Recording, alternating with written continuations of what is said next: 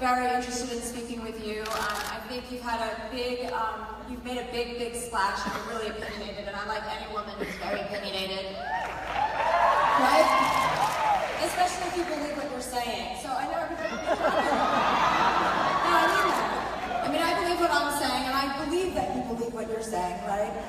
I mean, and so this isn't a debate. I am interviewing her because the one thing I've learned from this election is how, not to be trite, but how divided we are and how little understanding I have of people that aren't necessarily like me. So I want to change that, and I want to be, you know, a little bit more edifying and alive. Do you feel that way? Of course I do. I put myself in these situations all the time. The conservatives tell me I'm crazy, but how else are we going to get anywhere if we won't talk to each other? The echo chamber is the worst thing that we can do. So I appreciate you having me. I really do. Yeah. Okay, so let's talk about you and your life and where you came from and how you got here. Sure. You grew up in South Dakota. Yes, ma'am. Brothers, sisters? Only child. Okay. Well, that's a start. I'm the youngest of 6. So yeah, I'm a spoiled baby. So tell me about South Dakota, tell me about your family, tell me about growing up, and like, you know, what was your childhood like? Sure, well my parents are both blue-collar Americans. Both my parents grew up on ranches, working from the age of when they could walk up until through high school, day in, day out. Neither one of my parents went to college. They had to work, they worked hard, got married young.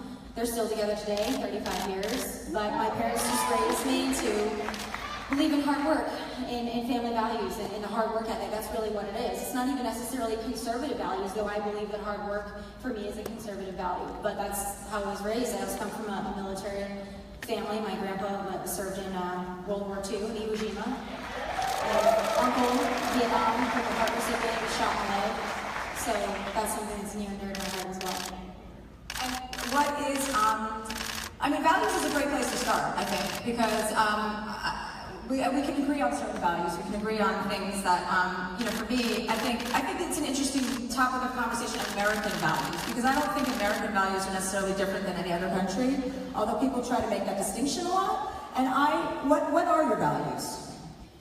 Besides hard work, yeah, I like to work hard too. Right, well, so that's another thing that we have in common. We both also like 50 Cent, so there you go. There's another.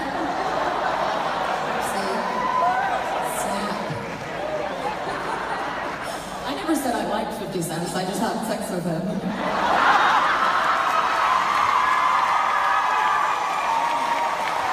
For the record, Are you coming clean on something? He's definitely got a type. I'm glad that, you know, I could get that one out in the open. But beyond that, values for me, as far as conservative values, I believe in limited government. That's my main thing. And I think that that's, in some ways, that's libertarian. But to me, everything is limited government. But I also believe in strong national security. I believe in border enforcement. I believe in low taxes. I believe in free market capitalism. Those are the values that I think, for me, that's what American values represent, because we are a free market capitalistic society, and that's why we're the richest nation on the face of the earth. Yeah. So, but what about government's involvement in things like the police force or the Coast Guard or, you know, the military? Well, government, of course, has a place. I'm not saying the government does not. I just believe that it's a limited role, and that's where I think a lot of conservatives and those that are on the liberal side would disagree. I don't think government does many things well. I think there are certain things that it does do well, and I think that there are areas, certainly the private sector does better, free market capitalism does better, and that's where I stack on healthcare. That's where I stack on. But don't you feel like, as like a leading country, or we were, I mean, in the global community, the fact that we spend 70% of our gross domestic product on healthcare, the fact that people go bankrupt paying for healthcare, like, I understand about having limited government, I understand that argument, but what about human decency with people that cannot afford And I understand that, but I also don't believe in the universal healthcare system. I believe that it fails the very people that it's intended to help. And I think that there are examples of that all across the world. I don't think that it's an effective method. It sounds good. It sounds good, but I just don't think that socialism, I don't believe that single-payer universal healthcare, we can see it. I mean, if you want an example, to me, if you want an American example, I look at the VA. If you look at the VA and you think that that is the model in which you want the rest of the healthcare system in the United States to function after? I certainly don't, because I know from personal experience that people go through hell in the VA system, long wait times. Well, how would you like to see healthcare unroll? I mean, or roll out? What's your ideal? Sure. Just no involvement at all, just people just figure it out? I think that there are common sense solutions, and you know, to me, I think that this discussion needs to be had, and I would like it to be bipartisan. I really would. I think that universal health care is a bad decision. I think it's a bad choice. I do believe in repealing Obamacare and also replacing it. There needs to be It would be great. Repealing Obamacare would be fine if they had a replacement. Is the issue? I understand. That's why I believe that we should have a 2-year sunset period in which we repeal it, and then we have 2 years. And I'm looking at Republicans too, saying, get your shit together. Get your shit together. Because they don't. That's where you and I might align as well. I'm not sitting here as someone that's the GOP establishment. I'm not even sitting here as someone that's just pro-Trump. I'm sitting here as someone that's just pro-America. And I look at the failures, which I think government fails us at every turn. Both parties. You and I probably agree on that. Both parties fail us. We need something different. And I think that can take place. It's just... Yeah, I would like to see a lot more bipartisanship. I mean, regarding healthcare, I feel like what happened in the last couple of months, or maybe 6 months, I feel like has been really mean-spirited. Mean. In what way, though? I think the defunding, I think when people talk about repealing and replacing Obamacare, fine. Everybody, even Democrats, many Democrats, I won't speak for all of them, obviously, because, you know, whatever, I'm not going to speak for anybody but myself. I think a lot of people feel that there are problems with Obamacare. They admit it. They're not denying it. Nobody's pretending it's not an issue when premiums go through the roof and people can't afford it. But it also has helped, 22 million people. But I think that 22 million people, I don't know if that's correct. It's not a correct number. 22 million people. Well, no, that is a correct number. But it's not. It's the people that are forced to buy healthcare. All those people are being forced to buy healthcare. So you don't force them, and then all of a sudden your number goes way far away from 22 million. No, actually, it works better when everybody feeds into that economy. It does. It's proven. When people don't cheer after every fucking thing we say, please. Okay? We're not gonna flip over. Just let us have a conversation. Okay? Just be calm, please. It's proven in socialist countries, in England, in all of Europe, and Scandinavia, when people pay into a single payer system, when people pay, and that evens out the market. That's a fact. I mean, that's been proven over and over again. They don't have problems with health care. They have waiting lists. And in the Medicaid system, to me the problem with Obamacare as well is that it made Medicaid an open-ended entitlement. It was supposed to be for those that truly need it, and it's expanded to the level where there are some that are feeding off of the system at the expense of middle-class Americans who are just above the threshold, but they're not low enough to be able to get fully subsidized. And those are the Americans that I care about as well, because those are the ones that are also really struggling. Yeah, but I think we're all struggling. The idea is to help each other. I think the idea is I want to help. If my neighbor needs help and I can help him, I want to. I know that's not the most popular thing to say. Well, maybe it is. I mean, we're in LA, so it is popular here. But I'm like, where the fuck am I? I do want to help people. I want people to have health care. I want people to feel safe. I want people to pay into a system that's going to return the favor, if and when they need it. Most people end up needing medical care. It's not like elective, you know? No, I understand. It's kind of like a basic fundamental right. Right, but not for me. I believe it is my right to purchase health care. I don't believe it's my right to pay for it for other people. I also think that we need a healthcare system. I think that fails the way people, because you and I, it's so easy to see, and I'm glad you don't. It's so easy for us to say, well, I could sit here and say, you just want government control, and you can sit here and say, oh, well, you hate sick and poor people. And that's a discussion I don't want to have, and luckily that's not what we're having. Yeah. But for me, we all want what's best for people. I just believe that limited government is the way to do it. I don't think that government does well in healthcare. I think it's proven by the VA that the government doesn't do well in healthcare. So we need to find alternatives. What's right now is not working. What we had before Obamacare was not working. I think you increase competition. I think that's the way to do it. And I also believe in allowing states to take more control. I think that will help them effectively manage their own citizens, because every state is so different. I think putting more in the hands of the states. If you have a state that needs to expand Medicaid and you need those Medicaid dollars, then that state needs to decide it for itself. But every state isn't created equal. And that's where I align on that. It's just, I think that the free marketplace does better than Okay, so do you have a health care plan or no? Well, luckily, I'm 24, so I am still with my parents. And to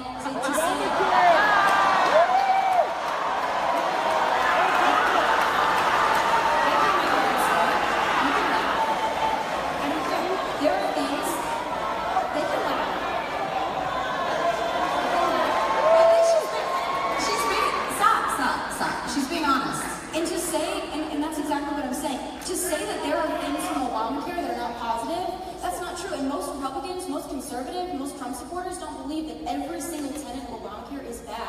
I do believe that allowing people to stay on their parents' health insurance until they're 26, I think that that is a worthwhile discussion and conversation to have.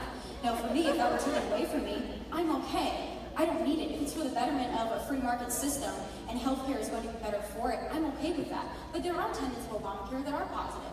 I do believe. Oh, great. What? I believe staying on your parents' health insurance. I do think that there needs to be a better method for pre-existing conditions. I agree with you on that.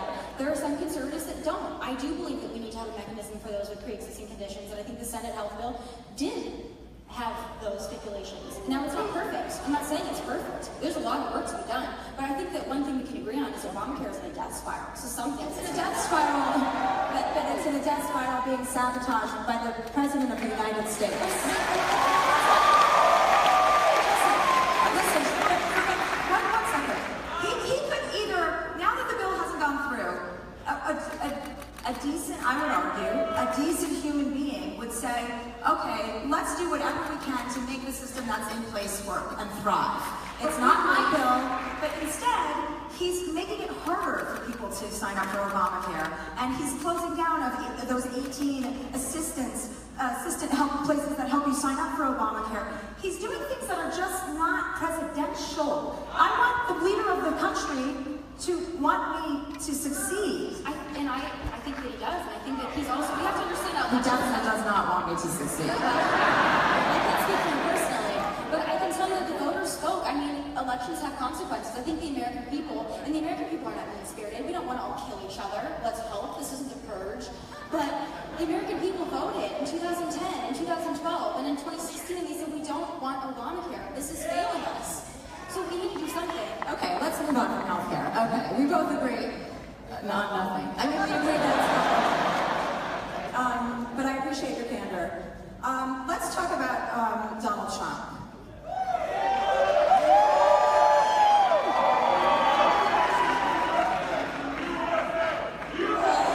USA! USA! USA! USA! You can't stop us, Chelsea. What? Okay. Has there ever been an event that's happened in the last 6 months that you've stopped and said, wow, this guy's not right? You know, agree with what every move someone makes, every tweet they send? No, I don't. But I do believe that the positives outweigh the negatives. I do believe that he's a good president. I do believe that he's done things. And people talk about all the time as well, he tweeted something, and that's mean.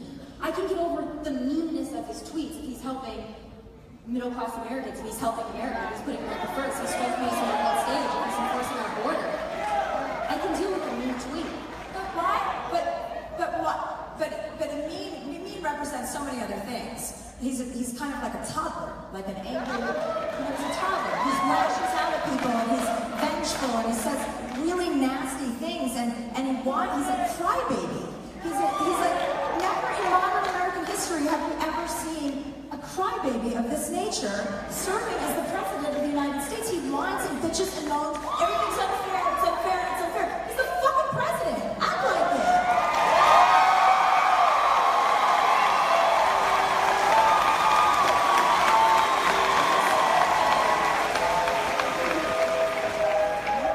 In terms of tone, in terms of what he tweets, there are certain areas that agree with, but I will say this, there's not a president that's dealt with what this president is dealing with.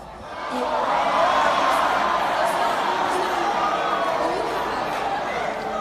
you have a media that is hell-bent on sabotaging this president, there are most members of the media that would rather see this president fail. Take it down, please.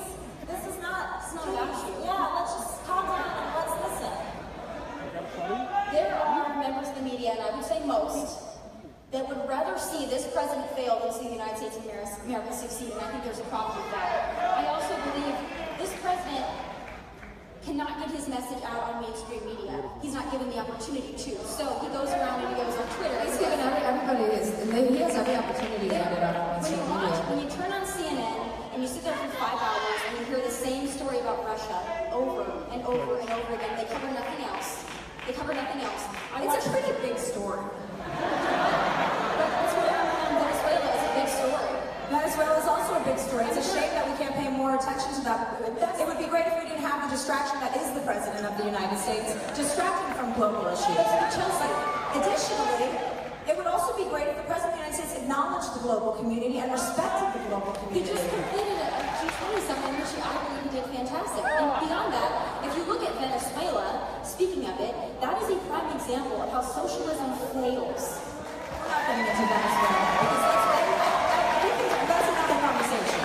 But let's focus on his behavior. Let's focus on his agenda. I mean, he has Focus on his agenda. He has tired. Well, right. Okay, so let's talk. So he just failed healthcare. They just failed miserably in control of all three, in control of the Senate and the House and the President. They can't pass It that. failed, but I don't think it's President Trump. I think that there are 3 Republicans that need to answer for that because they campaigned for 7 years on repealing Obamacare, and they didn't, and they failed, and they took in a lot of money from a lot of donors that were expecting them to repeal Obamacare. That was the mandate for the American people, and they failed the American people.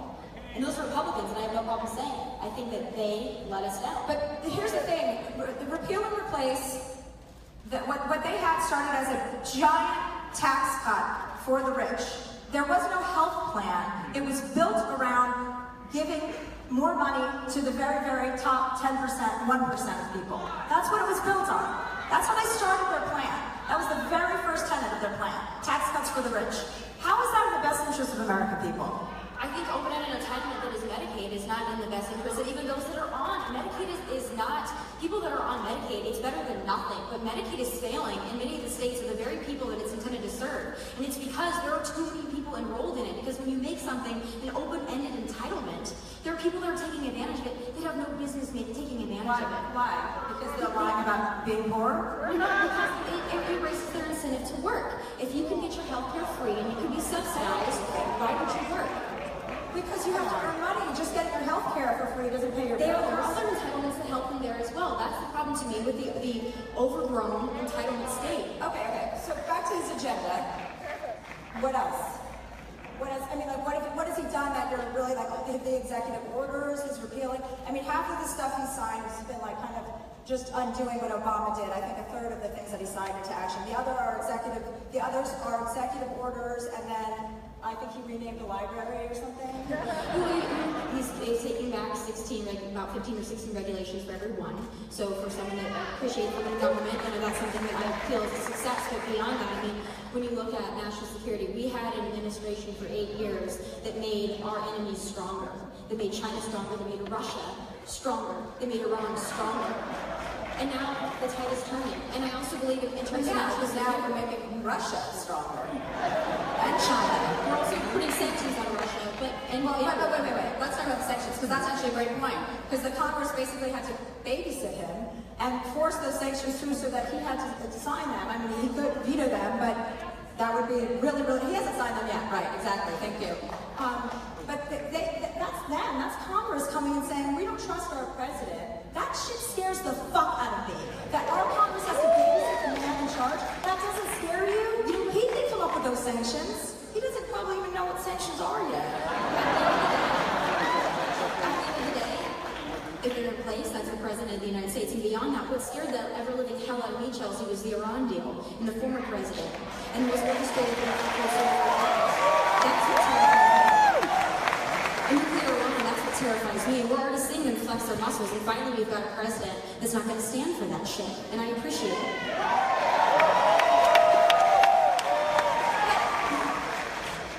So you're saying you trust him?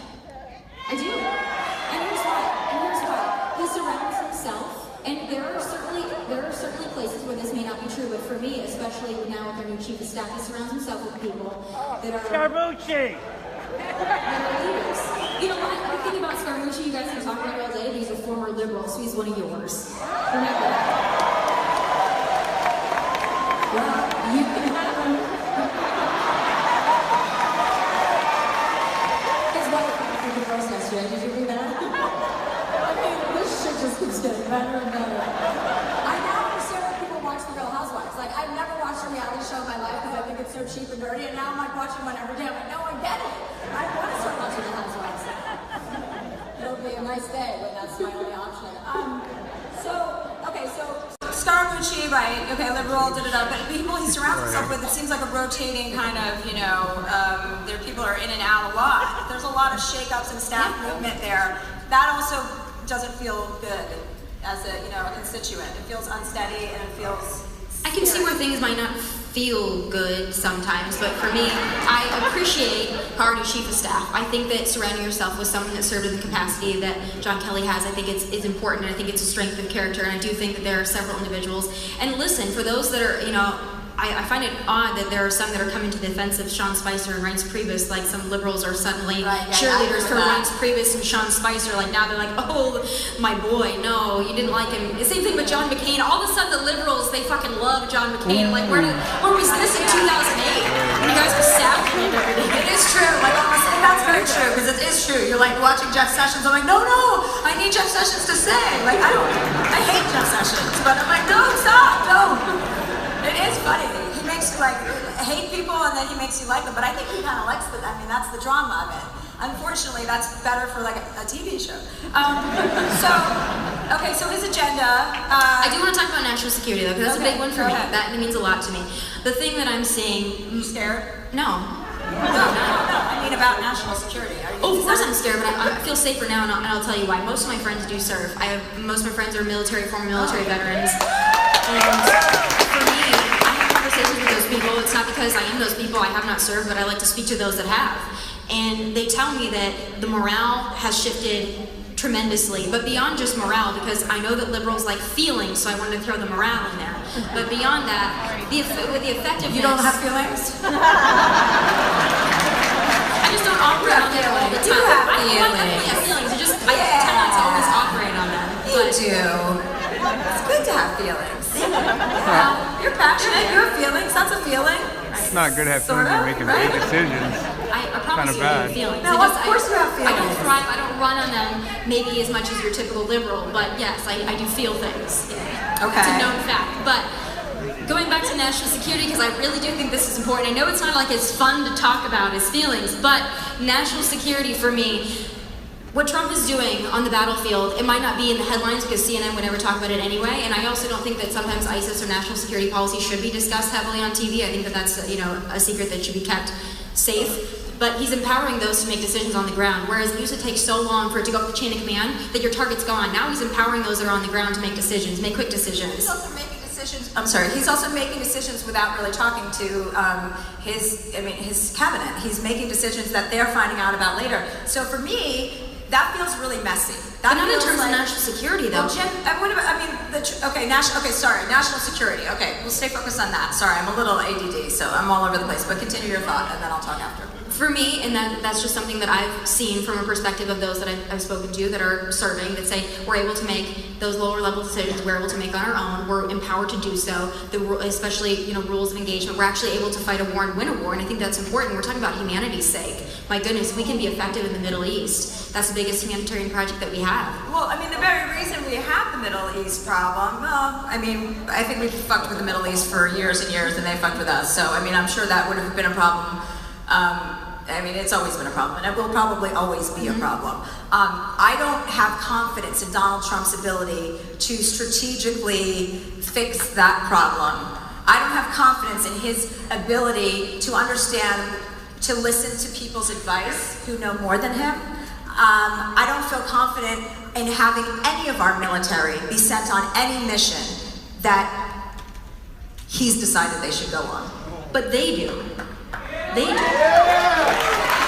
Maybe they do. I don't think you can speak for the entire military. Of course not. Of course not. No. Of course not. But I do feel that there has been a morale shift. And beyond that, I disagree with you on that he doesn't listen to people that are close to him. He's a business person. Business people have to, and that's why he's bringing people out of the woodwork. A traditional so Jeb Bush, if Jeb Bush was our president right now, there's no way he would bring in a liberal that disagreed with him and said horrible things about him. There's no way, because it would be a threat to his ego. And I know that Trump, in many ways, operates off ego, but he is surrounding himself with people that are not your typical GOP establishment folks. There are folks that come from very diverse backgrounds. I appreciate that. He likes generals. He likes people with big dicks. Yeah. And you know who else likes to appoint generals in their cabinet? People like the countries like Nicaragua, places where it's not fucking safe because it becomes a militia. We have generals serving as your chief of staff, this is a really scary endeavor. So we'd rather have a politician? Listen, I'd rather have a general than a politician. Wait, I don't know about you're you. only I'd allowed rather to have I'm actually general. general, so please refer to me as one. Yeah. Am I a general? I'd rather have a general as my chief of staff than a swamp rat politician any day. Drain the swamp! Drain the swamp! So where are you with the trans thing? You're not into trans? For me, and I think this has been well documented Nobody is. through media. I saw some tweet, but I didn't. Well, I the didn't suicide understand rates are it, so and high. I saw people tweeting about So Sure. elaborate. Well, we're talking about the issue of LGBT, or are we talking about the military? Let's start with the military. Okay. Oh no, start with the military. Okay, we'll start with the military. So for me, reinstating the ban on transgenders in the military, I think was a very positive step. I do. Yeah! I'm trying to make a point that I think is very important. For me, it's not because I have anything against trans people. If those that follow me know me and know You don't have anything against trans people people? that follow me and follow my show before they know, stop. Just stop. They discriminate all the time, you idiot. They wouldn't let me in because I have flat I'm a feet. libertarian. When it comes to social issues, as been well documented, I don't care what the hell you do, I don't want to pay for it. That's why I align in those things. I am not anti-gay, I'm not anti-same-sex marriage, I am not anti most of the social issues. I'm not sitting here as someone, I don't take issue with those things. I don't care if you want to bake a cake, don't bake a cake, I have don't give a flat shit. feet, for God's What sake, I they won't care let about me is in. military effectiveness and readiness, and the facts are this. There's the people Transgenders in protecting me. military. Whereas I have acknowledged this time and time again, if you want to serve your country, as I know you said the other night, if you want to serve your country, that is perhaps to me the biggest sacrifice you can make in a very strong character trait. Absolutely. And anyone that wants to serve their country, I give an enormous amount of respect to those individuals. Whether you're trans, whether you're straight, I don't care what you are, I give you respect. And you deserve the utmost. Transgender But here's people the have thing, the military is 40% not about the suicide individual. rates, It's and not these just people want about, to give them well, I want to guns and serve, so I grenades. should be able to. There are folks that have severe asthma that are not allowed to serve because of their severe asthma. So when you say transgender in the military, Can you shut the fuck up, please? you got a military. I think they're going to be out Oh in the my field. God! Someone got triggered. Someone got triggered.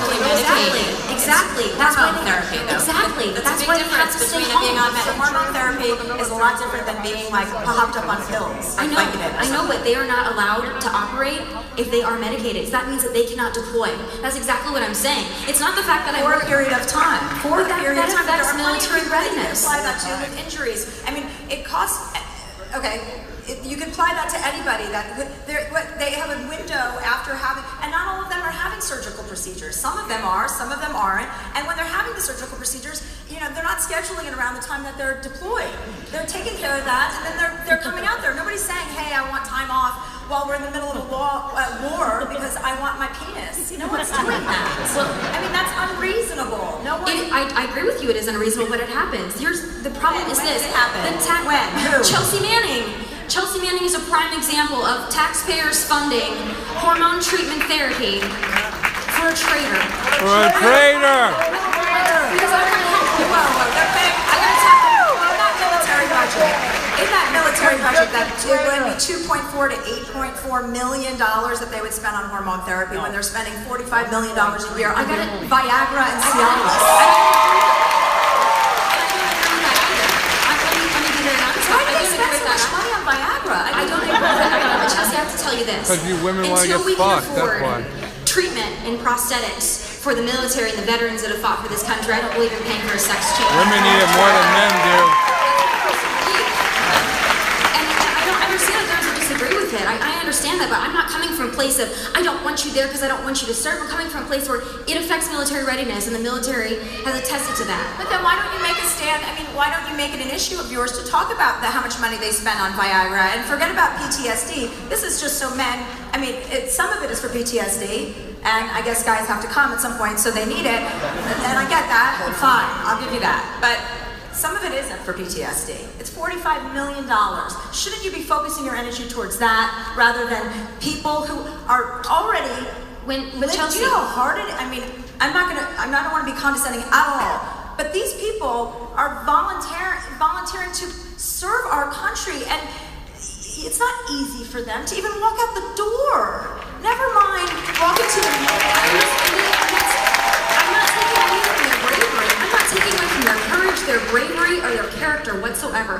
What I'm saying is the reason that I'm talking about this is because when a general comes, or those that are on the battlefield, they come and say, this is a real problem with someone that's on Viagra, not being able to serve, not being able to deploy, then that's an issue that's going to take precedence for me. But when it comes to effectiveness on the battlefield, I don't believe that the military is a place for a social experiment. I don't believe it's a place for feelings. And I don't think it's there we go. I don't think it's a social experiment because the trans community, they're not going away.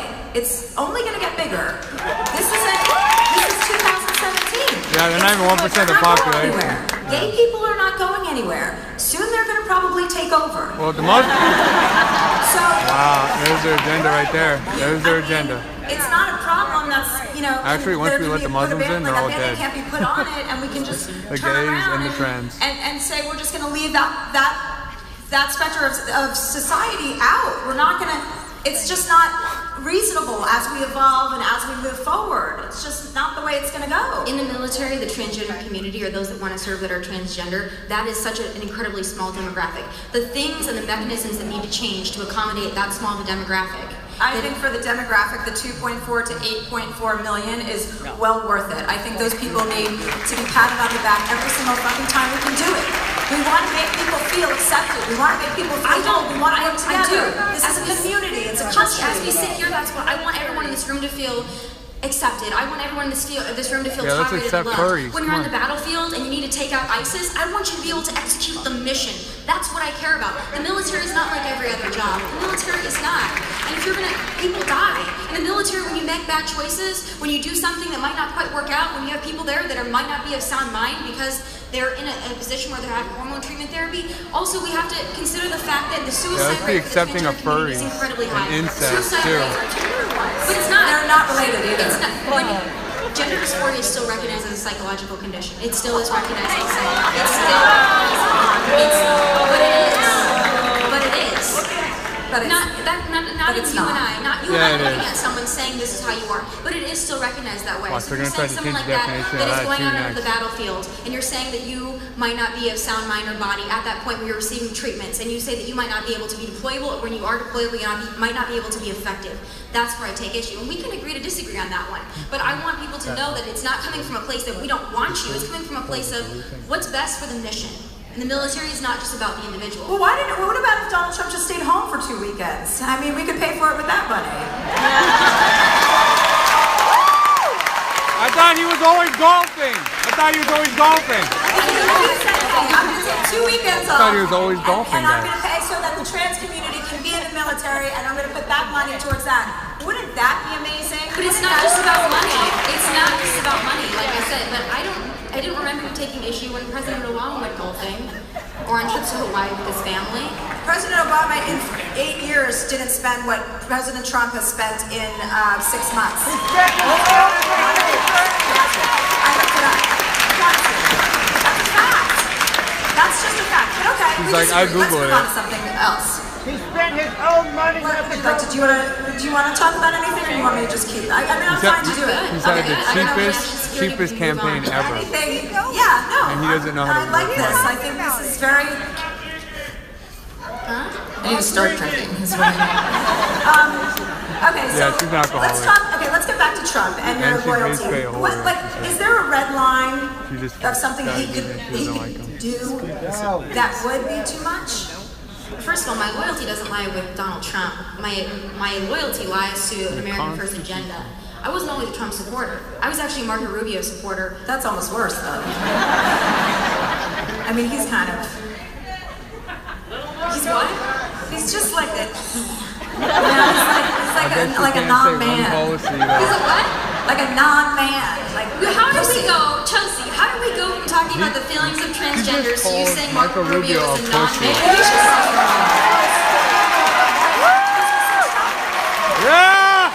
Feelings. I don't wait for Marco Rubio doesn't have feelings. You calling him a non-man, questioning his gender? I'm not getting feelings. I'm not talking about feelings. I'm saying I don't find him to be masculine. But I thought gender was. And just your beta males are? No, don't try to link them.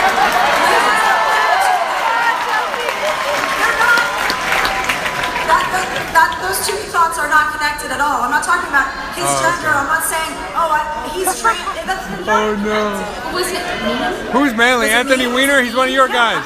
So you should appreciate President Trump and then his No, I don't meanness. think, I'm not the president though. Like, I don't have a responsibility to 320 million people. He wasn't either when he ran, and you still had a problem with him. You don't even know. It's a lot. You know what? I think that, like, when you say something about, you know, when you bring up Marco Rubio, you supported Marco Rubio. He wasn't president when the how Billy did Bush thing came out, and He they fell had a out, and then is that how you started supporting Trump, or did they approach Fucking you? Like, do you have a relationship with Donald Trump? I do not. Have you ever met him in person? I've met him in person. Uh-huh. But for me, it's not about Donald Trump. It's about the agenda. It's about America first. What spoke to me and millions of other Americans was a strong border, was making the military a capable fighting force. Once again, it's empowered. It's tax cuts. It's free market capitalism. It's limited government. It's repealing and replacing Obamacare. It's greenlight. It's energy independence, greenlighting the Dakota Access and Keystone pipelines. Those are the things. Yeah! Get that pipeline. So, when you say it's not about him, it feels like everybody's always talking about their loyalty to Donald Trump. He's an incredible leader. Jeff Sessions said it yesterday. Well, you're loyal he's to an Obama, incredible so leader. what the His fuck? comments about me are hurtful, but he's an incredible leader. Ryan's Priebus are like it's never about America. It's always about Donald Trump. We're the party But I'm not that ready walks to around do red, this. white, and I blue. believe When that do it is liberals about wear America. red, I do. white, and blue? And Ever. for me, if Donald They Trump burn the were flag. to not stand up for those things that I believe and that I hold so dearly, if he were not a hardliner on immigration, on national security, on limited government, on repealing and replacing Obamacare, yeah, I will say something. But none of that stuff has, aside from a little with immigration, has really started to take effect. So the issues that you stand behind and espouse, he hasn't proven to deliver on. So when is he going to do it? In terms of energy independence, it has. He's greenlighted 2 pipelines, which is going to be great for American Look at the jobs. stock And then we don't markets have are to up say 20%. energy Stock independence markets are up and 2 pipelines 20%. that He's greenlighted. They're like, oh, the road's not built yet. That's jobs for Renewable America. energies, though, is the way of the future. It's the 20% growth each year in our economy. And It's that's the great. fastest growing economy in this country. And he's worried about coal jobs, which tap out at 80,000 But how come jobs. how There come- are 80,000 total coal jobs in the entire country. That's it. But Chelsea, how come those people, when we're discussing what jobs and what people matter, how come a coal miner and their job and their livelihood and their ability to support their family, how come they're seen as less than or they're... They're not seen as less than, but times are changing. We're moving on. It's manual labor. They can install solar energy panels. They can That's what he wants for the retrain wall. and get a new That's skill what he set. wants for the wall. You say that, you're taking away from those communities that thrive on those things. I can't just say I love being on TV and then, you know, and then TV's obsolete and I'm like, no, I can't do anything else. No, it's like but you it's have not to about adjust that. and you have to adapt. You do, but you have to give those people Yeah, and you do time too to to the do it as president. well. When you strangle the coal industry and you put those people out of jobs, you're not just putting coal miners out of jobs, you're putting the local restaurants around there, the local convenience stores, those that serve those people, those that wash those cars, that cut the hair, all those people lose their jobs. And it has a greater effect on those economies than just 80,000 coal jobs, because an economy is affected by those people. But there's a whole other economy that's growing and robust. And it's good for our air and clean water. Why would we not lean into that? There's a whole other economy. They can learn how to install solar panels. They can learn manual labor jobs. They can retrain. They can. I understand that there's an incredible power in solar and in other resources. I'm not saying that those Not aren't something wind, that should be that kills cultivated. birds. But just to go ahead and cut people off at the knees and say, find something else to do, because...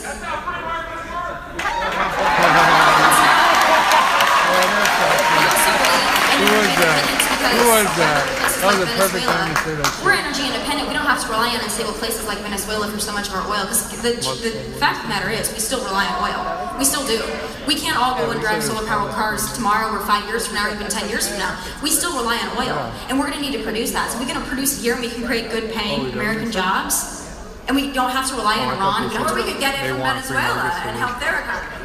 So that the government can suck that money into and the people can die in the streets? That's what happens. And socialist How countries... terrible their economy is. It's because no one's buying oil in Venezuela. That's why their economy It's is because bad. their economy is based on socialism. Their economy is a socialist And also no one's society. buying oil from Venezuela. But if that's the only thing that you have to support your country is You one just resource. said that's their economy. I mean, you just said that. That is their thing. That's their main export, Venezuela. There is their main export. But look what they're doing to their people. If we were able to sanction them, if we were able to not buy so much Venezuelan oil, they're going to have to make a change. We aren't rewarding bad behavior. And yeah, it's a humanitarian crisis in Venezuela, but it's not one that free market capitalism created. But do you feel like it's a humanitarian crisis that we would get involved in? Yes. It's a humanitarian crisis. We need to look at it. We need to understand. Also, sanctions are a way that we can get involved in a direct and indirect way. But beyond that, we need to look at Venezuela and say, this is the fruits of socialism. This is what it looks like when you rely on socialist countries that are highly functioning. Look at Tokyo, which is not socialist per se, but I mean, look at Japan. You look at their 99% literacy. Look at Finland. Look at Denmark. Look at Sweden. People are socialists, and it's fucking. They're killing it. They're killing it. They have more doctors. They have low suicide rates. They also have no military. All the people are raped. Want to school by themselves in Tokyo. I think they're. All the people are the same race. They have small population. It's bad when it's profligate. And they have no military. That's why they have the land for it. Leader, a despot running a country. Then it's really, really fucking bad. That's how socialism. Then it's a dictatorship. Exactly. Socialism starts with the promise of free things. And it ends with the black market for toilet paper. That is the progression of socialism. Yeah. They're eating zoo animals. Okay. What did you meet Donald Trump? What did he say to you? What's that? I met him once, Donald Trump. What did he say? Yeah. What did I think? I was at some restaurant in Hollywood, and he came out and he's like, he's like, I'm Donald Trump. This was like 8 or 10 years ago. I have no sense of time. It could have been yesterday. And he said, hi, I just want to introduce myself, I'm Donald Trump. And he walked away from the table, and I looked at my friend, and I was like, he's not as disgusting as I thought he would be. 10 years ago. And she's like, he's pretty disgusting. Oh, okay. So that was my only experience. When did you, don't you kind of, are you not, I know you're not in any sort of official capacity with the White House, but. No, I haven't seen Donald Trump since CPAC of 2015. That's when I met Donald Trump. Okay, how was that experience? That was when he was contemplating running for president. So it was, kind of watched that in the making. So I thought he was a very nice man. He did call me about 2 months ago and was very nice and very appreciative. Did he see you on TV? He loves TV. He does love TV. That's Doesn't okay. everybody? Did he tell you were doing a good job on TV? Facebook, actually. Oh, he's watching Facebook? Well, my videos tend to be on Facebook. Yeah. So he was watching one of your videos on Facebook. I don't know if he was watching my videos, but I do a series of videos, and I know all about it. Yeah. But was he online on Facebook? No, I don't think. I think that he was thanking me for my ability to influence certain segments of the population during the election, because I think my videos had a poll on some conservatives that were elected. They definitely did. Good for you. I mean that. Good for you. I think you believe what you're saying. What about?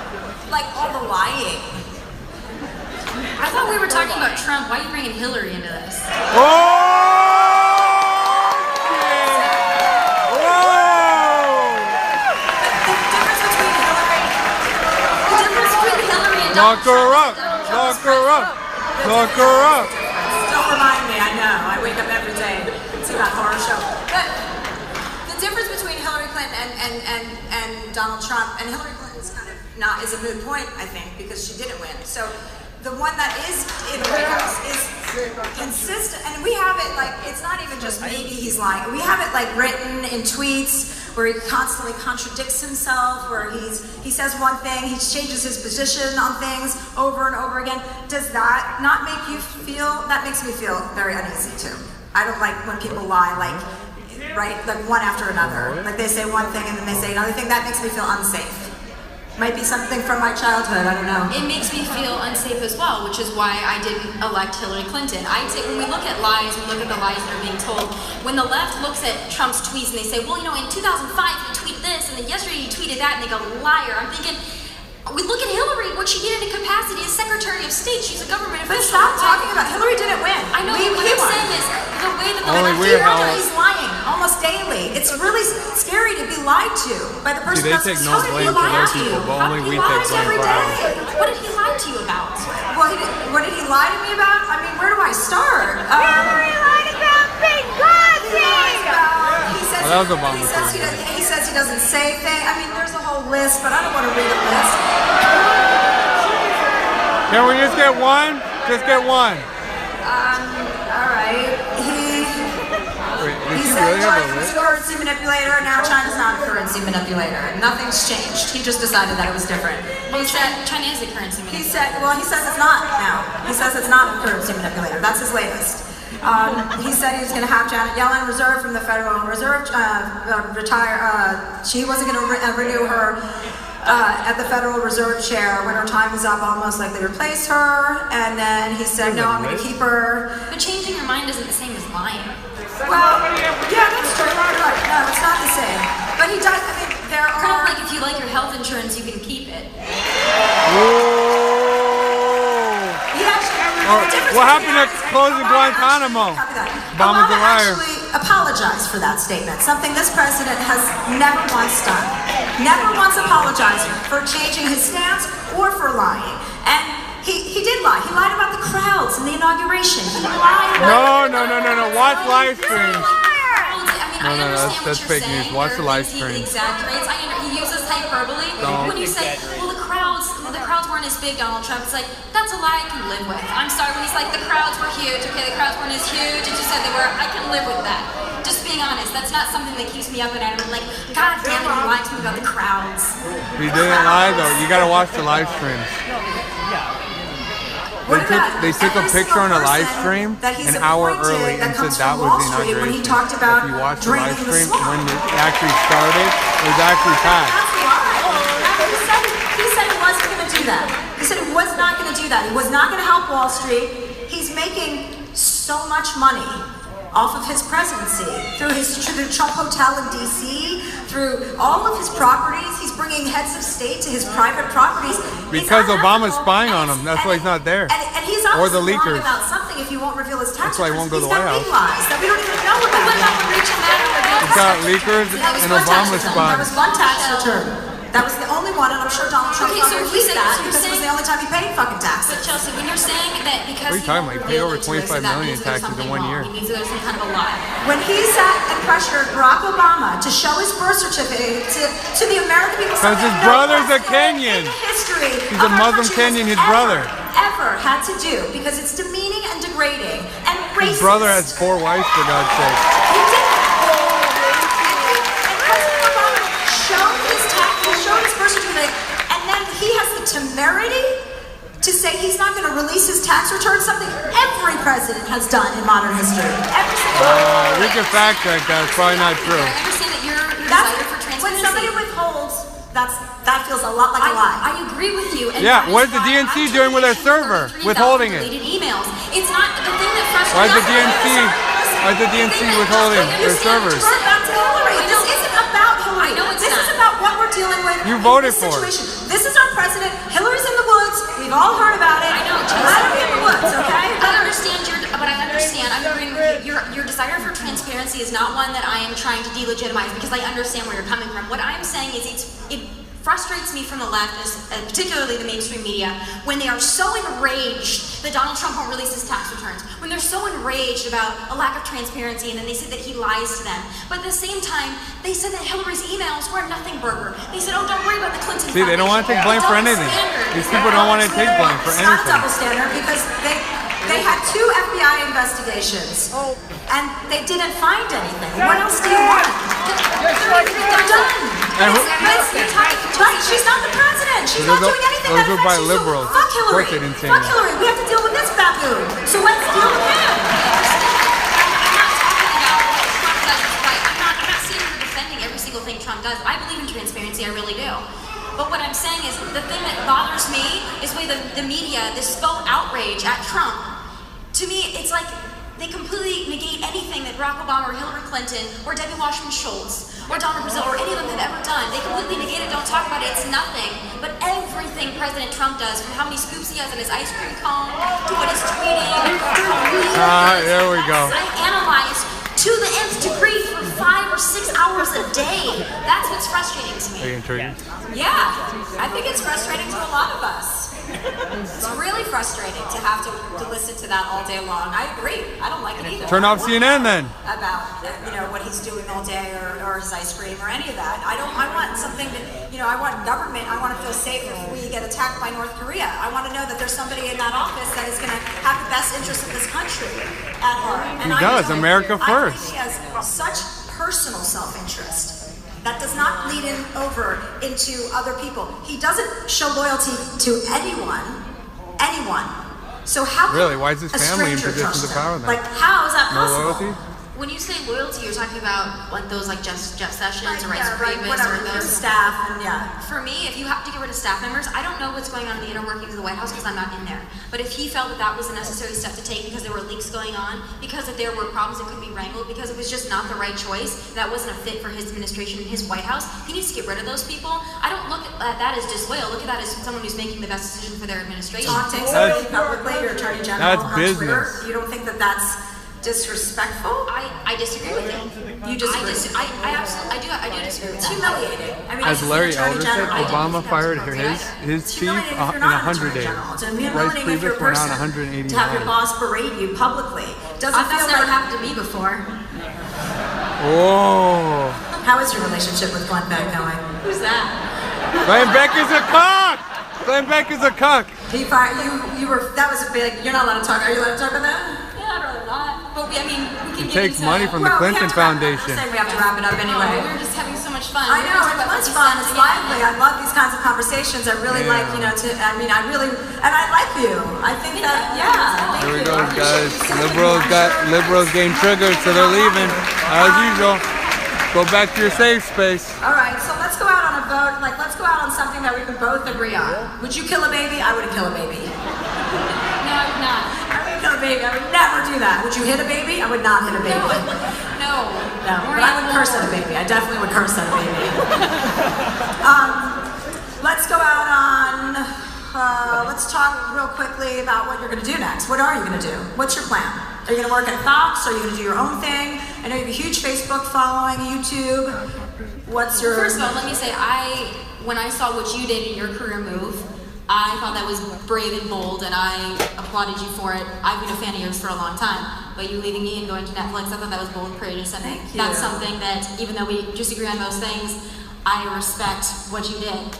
I hope to maybe follow that kind of a path. I don't know what's next. I want to go to E and then Netflix? I don't think you or Netflix would like me. Maybe Netflix, but no. For me, I have some things in the works that I can't quite discuss yet, but I'm not going anywhere. So for those that hate me, get used to it. Yeah! Thanks for sitting down with me. Thank you guys for coming.